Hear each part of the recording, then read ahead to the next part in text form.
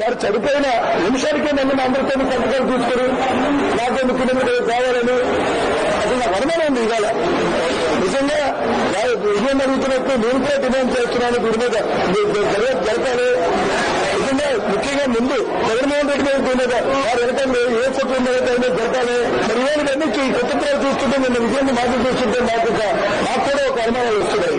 సమగ్రమైన దర్యాప్తు జరపండి. జగన్మోహన్ రెడ్డి గారు ఇందులో ఎంత పాత్ర ఉందో, లేదా కుటుంబ సభ్యులకు ఎంత పాత్ర ఉందో, లేదా బయటకు ఎంత పాత్ర ఉందో, వీటన్నిటిపైన కూడా సమగ్రమైన విషయం జరపడంలో ఎవరికి ఇబ్బంది. ముందు వచ్చినటువంటి పేపర్ కటింగ్ అదేవిధంగా వీడియో చూశారు కదండి. దేనికోసం సోదికెళ్తే పాత విషయాలన్నీ బయటపడ్డాయి అంటండి. అంటే సూది కోసం సోదికెళ్తే పాతయన్నీ బయటకు వచ్చినాయి అంట. ఈ సామెత అందరికీ తెలిసే ఉంటది. కానీ ఇప్పుడు అదే సామెతని తిరగరాశాడు బొత్స సత్యనారాయణ గారు. ఏదో ఒక ఉద్దేశంతో, అంటే నిన్న అచ్చెన్నాయుడు గారు పెట్టినటువంటి ప్రెస్ మీట్ లో మాట్లాడినటువంటి మాటల్ని కప్పిపుచ్చుకోవడం కోసం అనుకుంటా. ఆ ఉద్దేశంతో కన్నీళ్లు పెట్టుకుంటే గతం మర్చిపోతారు జనాలందరూ అనుకున్నాడేమో.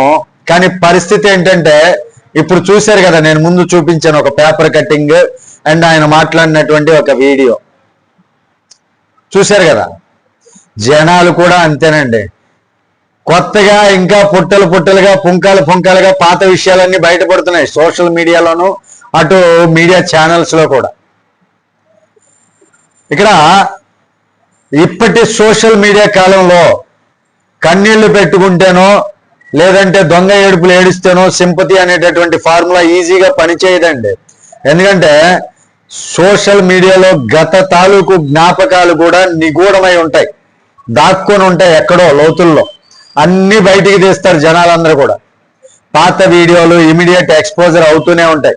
అంటే పాత వీడియోలన్నీ వాళ్ళు మాట్లాడిన వెంటనే ఆ గతం తాలూకు కోణం ఏదైతే ఉందో అవన్నీ బయటకు వచ్చేస్తున్నాయి.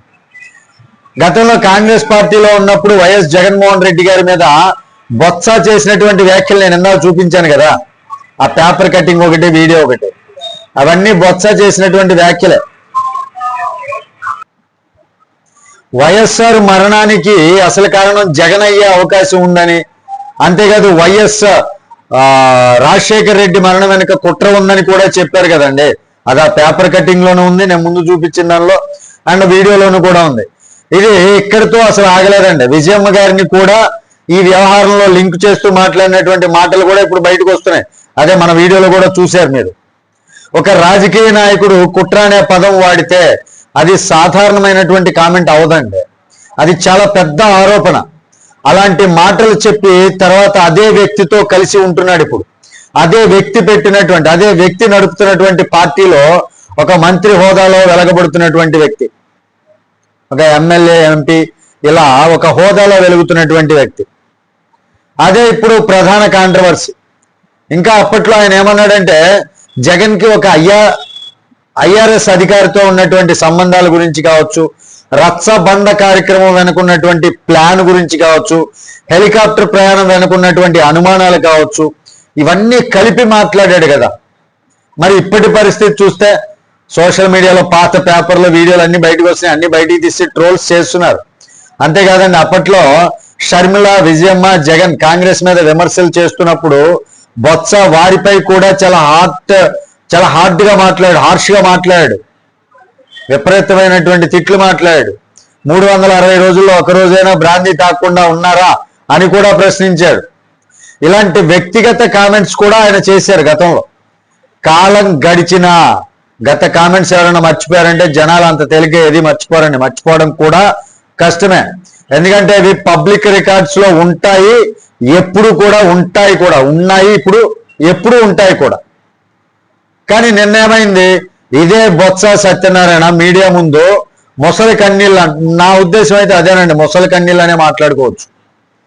ఏడు చేశాడు, కన్నీళ్లు పెట్టుకొని అబ్బా ఖర్చు పెట్టి ముక్కులు చీదాడు, ఇష్టం వచ్చినట్లు చేశాడు. అంటే జనాలు మర్చిపోయారేమో, నేను నీతిమంతుడిని అనుకుంటారేమో జనాలు అనుకున్నాడేమో. వైఎస్ఆర్తో తనకున్నటువంటి అనుబంధం గుర్తు చేస్తున్నాడు. ఓకే, వైఎస్ఆర్తో అనుబంధం ఉండొచ్చుగాక. అదే వైఎస్ఆర్ చనిపోయిన తర్వాత ఆయన కొడుకు ఇప్పుడు పార్టీలో ఏదైతే జగన్మోహన్ రెడ్డి దగ్గర ఉన్నాడో అదే జగన్మోహన్ రెడ్డిని ఎన్ని మాట్లాడినాడో ఇప్పుడు మనం చూసాం. చాలా సోషల్ మీడియాలో సర్క్యులేట్ అవుతున్నాయి కూడా. మరి ఆయన నిన్న ఏడ్చినటువంటి ఏడుపు నిజమైనటువంటి భావోద్వేగమేనా లేక రాజకీయంగా తప్పించుకునే ప్రయత్నమా? ఎందుకంటే ఇప్పుడు ఆయన జగన్ పార్టీలో ఉన్నాడు, పదవులు కూడా అనుభవిస్తున్నాడు. అలాంటప్పుడు పాత వ్యాఖ్యలపై స్పందించకుండా కన్నీళ్లు పెట్టుకోవడం ప్రజల్లో అనుమానాలు చాలా పెంచుతుందండి. మరో ముఖ్యమైనటువంటి పాయింట్ ఏంటంటే అమరావతి గురించి కూడా బొత్స మాటలు మారాయి. ఒకప్పుడు శ్మశానం అన్నాడు, తర్వాత అదే డెవలప్ చేద్దాం అన్నాడు, మళ్ళీ ఇప్పుడు స్టాండ్ మారింది. ఇది ఒక క్లాసిక్ పొలిటికల్ ప్యాటర్న్ అండి. కాంటెక్స్ట్ మారితే స్టేట్స్మెంట్స్ మారిపోతాయి, కాదంటలేదు. కానీ ప్రజలు ఇప్పుడు కన్సిస్టెన్సీ చూస్తున్నారు. ఏ నాయకుడు ఎలా పనిచేస్తున్నారు, ఏ నాయకుడు ఏ మాట మీద స్టాండ్ తీసుకుంటున్నారు, ఏ నాయకుడు గతంలో ఏం మాట్లాడారు, ఇవన్నీ కూడా ప్రజలు గమనిస్తున్నారు. ఇది ప్రజలు గమనించట్లేదు అనుకుంటే మన చెప్పుతో మనం కొట్టుకున్నట్లే. వాస్తవానికి మన ఏళ్ళతో మన కన్ను పొడుచుకున్నట్లే మీరు చేసేటటువంటి రాజకీయాలు అలా ఉన్నాయి. ఇక సోషల్ మీడియా ఏమంటుంది, ఊరికే కన్నీళ్లు పెట్టుకుంటే సరిపోదు, పాత మాటలకు సమాధానం చెప్పాలి అంటున్నారు. జగన్ గారు మరి ఈ విషయాన్ని ఎలా తీసుకుంటారు? పాత వ్యాఖ్యలు మళ్ళీ వైరల్ అవుతున్నాయి కాబట్టి బొత్సపై ఆ వ్యాఖ్యలు, పాత వ్యాఖ్యలు ఏవైతే ఉన్నాయో ఆ ప్రభావం బొత్సపైన చూపిస్తాయా? రాజకీయాల్లో శత్రువులు మిత్రులు అవుతారు, మిత్రులు శత్రువులు కూడా అవుతారు. ఇది నిజం. ఎప్పుడూ పర్మనెంట్ గా ఒకే శత్రుత్వం ఉండదు, ఒకే మిత్రుత్వం కూడా ఉండదు.